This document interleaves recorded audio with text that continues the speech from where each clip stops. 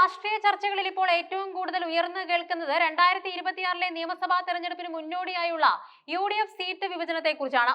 ഭരണ തുടർച്ച ലക്ഷ്യമിടുന്ന LDFനെ നേരിടാൻ കെട്ടുറപ്പുള്ള ഒരു സ്ഥാനാർത്ഥി പട്ടികയുമായി കളത്തിലിറങ്ങാനാണ് കോൺഗ്രസ് നേതൃത്വത്തിലുള്ള ഐക്യജനാധിപത്യ മുന്നണിയുടെ ശ്രമം.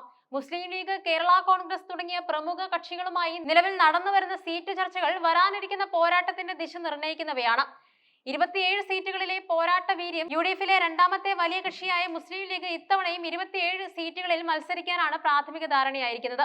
2021 തിരഞ്ഞെടുപ്പിൽ 25 സീറ്റുകളിൽ ഔദ്യോഗിക ചിഹ്നമായ കോണിയിലും രണ്ടിടത്ത് സ്വതന്ത്ര ചിഹ്നത്തിലും ലീഗ് സ്ഥാനാർത്ഥികൾ മത്സരിച്ചിരുന്നു.